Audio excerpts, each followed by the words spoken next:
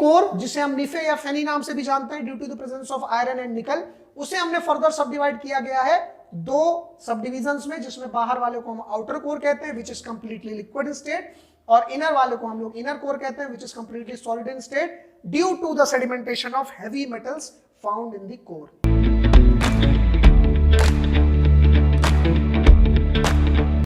Hello students, welcome back to our channel and welcome back to our new video. तो guys, आज के इस video में हम लोग एक नया टॉपिक स्टार्ट करने वाले हैं, और आज का जो हमारा टॉपिक है वो है about the interior structure of earth, यानी कि जो पृथ्वी की आंतरिक संरचना है उसके बारे में हम लोग इस वीडियो में पढ़ने वाले हैं। अभी तक फिलहाल आप लोग काफ़ी चीज़ें पढ़ चुके हैं और मैं पहले ही आपको बता चुका हूँ कि ये सारे वीडियोस जो भी आपके फ्री आप लेक्चर्स देख रहे हो, ये सभी वीडियोस आपके लिए बहुत ही महत्वपूर्ण है। लेकिन आपको अगर और डीप में कुछ पढ़ना है और कुछ बेहतर जानकारी इकट्ठा करनी है तो उसके लिए हमारा सब्सक्रिप्शन आपको लेना पड़ेगा, और उसमें मैं और भी चीज़ों को कुछ डिटेल्ड मैनर में बताता हूँ। तो यहाँ पर हम लोग जो अपना अगला वीडियो है इंटीरियर स्ट्रक्चर ऑफ अर्थ, उसको हम स्टार्ट करते हैं। तो इंटीरियर स्ट्रक्चर ऑफ अर्थ के बारे में जब हम बात करते हैं, यानी पृथ्वी की आंतरिक संरचना के बारे में जब हम बात करते हैं, तो हमें कैसे पता चलता है कि अर्थ के अंदर क्या है या पृथ्वी के अंदर क्या चल रहा है, क्या एक्टिविटीज चल रही है, कैसा स्ट्रक्चर है, क्या मटेरियल्स है, ये हमें नहीं पता चलता ऐसे में। तो इसके लिए दो तरीके हैं जिनसे हम लोग इसके बारे में पता करते हैं। जो पहली चीज है वो तो है कि अर्थ में हम लोग ड्रिल डाउन कर सकते हैं, यानी कि छेद करके हम लोग देख सकते हैं, बट इसकी पॉसिबिलिटी बहुत ही कम है कि हम लोग कितना डीप डाउन जा सकते हैं अर्थ में। तो इसके लिए कुछ प्रोजेक्ट्स भी वर्ल्ड में लॉन्च किए गए थे ड्रिलिंग से रिलेटेड, जैसे कि डीप ओशन ड्रिलिंग प्रोजेक्ट,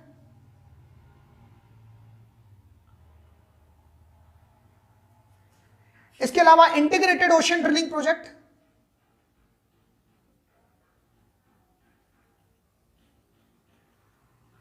ठीक है। ऐसे कुछ प्रोजेक्ट्स हैं जो अभी तक अर्थ पर आ चुके हैं और उनपे जो है अर्थ पर छेद करके ये देखने की कोशिश करी गई है कि आखिरकार जो अर्थ का इंटीरियर स्ट्रक्चर है वो किस टाइप का है। हालांकि इन दोनों ही ड्रिलिंग प्रोजेक्ट से एक लिमिटेशंस है कि हम लोग एक सीमित अवस्था तक, एक सीमित दूरी तक ही ड्रिल करके जा सकते हैं और वहां तक हम ये देख सकते हैं कि आखिरकार अर्थ के अंदर में है क्या। तो ये जो इंटीग्रेटेड ओशन ड्रिलिंग प्रोजेक्ट था, इसमें हम लोग आर्कटिक ओशन में कोला नाम की जगह है जहां पर हमने इसकी ड्रिलिंग करी थी, और लगभग 12 किलोमीटर डीप डाउन हम जा पाए, और 12 किलोमीटर के अंदर जाकर हम लोगों ने देखने की कोशिश करी कि अर्थ का जो इंटीरियर स्ट्रक्चर है वो क्या है। तो मैंने बताया कि ये पहला तरीका है ड्रिलिंग का, लेकिन इसमें कुछ लिमिटेशंस है कि आप एक निश्चित दूरी तक ही अर्थ के अंदर जा सकते हैं, और आप जानते हैं कि इतनी दूरी तक तो अर्थ की जो फर्स्ट लेयर है वो भी नहीं खत्म होती। तो यहाँ पर हम लोग अर्थ की फर्स्ट लेयर के बारे में तो जान सकते हैं, बट उसके नीचे क्या।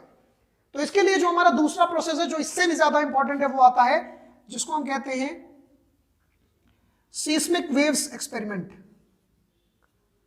यानी कि भूकंपीय तरंगों का एक्सपेरिमेंट।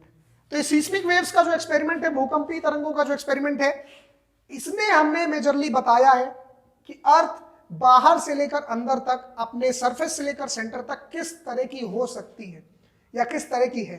तो इन सीस्मिक वेव्स की एक्सपेरिमेंट के थ्रू हमने इस बात को कंफर्म किया है कि हमारी जो अर्थ का स्ट्रक्चर है वो किस टाइप का है। तो ये दो तरीके हो सकते हैं, और इन दोनों ही तरीकों के बारे में डिटेल में आप जानेंगे मेरी अगली किसी और वीडियो में। तो उसके लिए आपको वो वीडियोस देखनी पड़ेंगी, और सीस्मिक वेव्स एक्सपेरिमेंट उसमें मैं डिटेल में एक्सप्लेन करूंगा कि कैसे आखिर अर्थक्वेक की वेव्स का यूज करके हमने ये जानने की कोशिश करी है कि अर्थ का इंटीरियर स्ट्रक्चर कैसा है। तो यहाँ पर हम लोग आ जाते हैं यहाँ पर इंटीरियर स्ट्रक्चर ऑफ अर्थ के बारे में। तो अभी फिलहाल आप लोग ये डायग्राम देख रहे हो, ये मैंने बना रखा है इंटीरियर स्ट्रक्चर ऑफ अर्थ का। तो ये हमारा सरफेस एरिया है और ये हमारा सेंटर ऑफ द अर्थ है, और सेंटर से लेकर के सरफेस तक में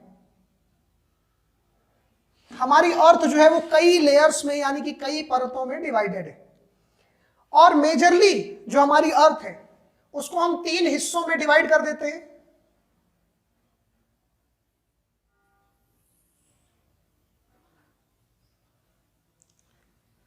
तीन हिस्सों में डिवाइड कर देते हैं।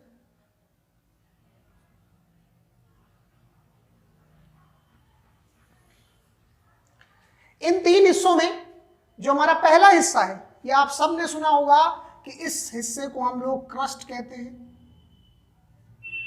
जो कि आउटर मोस्ट एरिया है, आउटर मोस्ट लेयर है अर्थ सरफेस की। दूसरे वाले हिस्से को हम मैंटल कहते हैं, और तीसरे वाले हिस्से को हम कोर कहते हैं। तो अर्थ का जो इंटीरियर स्ट्रक्चर है उसको हम लोगों ने बेसिकली 3 लेयर्स में डिवाइड कर रखा है, और ये 3 लेयर्स हमारी क्रस्ट, मेंटल और कोर के नाम से जानी जाती है।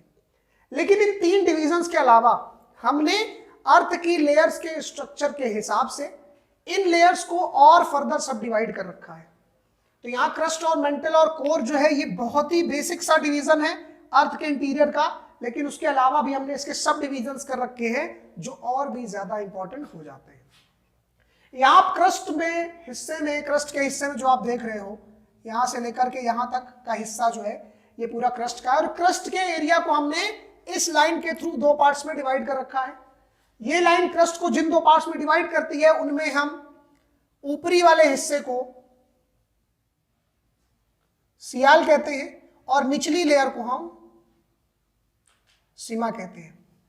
इसका नाम इसके लेयर में पाए जाने वाले मटेरियल्स के बेसिस पर बनाया गया है। यहां पर सियाल की लेयर में हमें सिलिका प्लस एल्यूमिनियम की प्रेजेंस मिलती है, और silica means Si, aluminium means Al, और दोनों जो है नाम ये बनाते हैं सिलिका प्लस एल्यूमिनियम सियाल को। और निचली वाली लेयर जो है सीमा की है, जिसमें हम सिलिका प्लस मैग्नीशियम मिलता है हमें, और इस रीजन की वजह से हम इसे सीमा कहते हैं। तो क्रस्ट जो है ये 2 लेयर्स में डिवाइडेड है, सियाल और सीमा में, और इस सियाल और सीमा का जो डिवीजन है ये हमने इस लाइन के थ्रू रिप्रेजेंट किया है। अब आप एक बात देख सकते हैं कि ये जो लाइन है ये काफी डिस्टॉर्टेड यानी जिगजैग मैनर में बनी हुई है, सीधी लाइन नहीं बनाई है हमने।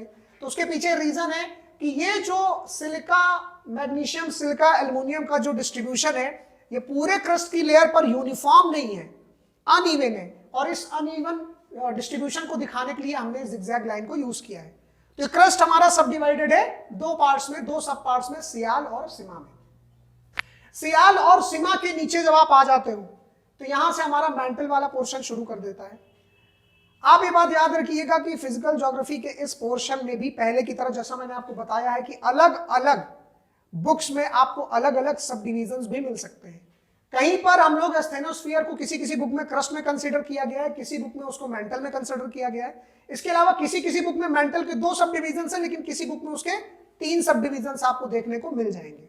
तो ये डिपेंड करता है बुक टू बुक, बट यहां पर जो हम देख रहे हैं हम लोग इसको मेंटल के पार्ट में कंसीडर करते हैं आफ्टर क्रस्ट। और मेंटल के पार्ट में जब हम पहुंचते हैं तो यहां हमें मिल जाती है एक लेयर जिसे हम एस्थेनोस्फीयर कहते हैं, एस्थेनोस्फीयर।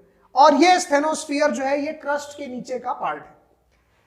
जब मैंने आपको ऑरिजिन ऑफ द अर्थ के बारे में बताया था उस टाइम मैंने आपको बताया था कि अर्थ जो है अपना heat loss by the method of radiation कर रहा है, एंड ये रेडिएशन की प्रॉपर्टी होती है कि रेडिएशन हमेशा सरफेस से होता है, और सरफेस से होने की वजह से जो सरफेस का पार्ट होगा वो पहले सॉलिडिफाई होगा, जो इंटीरियर पार्ट्स होते हैं वो बाद में सॉलिडिफाई होते हैं।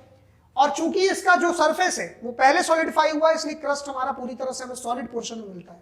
लेकिन चूंकि इंटीरियर जो लेयर्स हैं उनकी हीट लॉस कम हुई है, इस वजह से हमारे एस्थेनोस्फीयर का जो स्टेज है, जो स्टेट है मैटर की, वो है सेमी सॉलिड।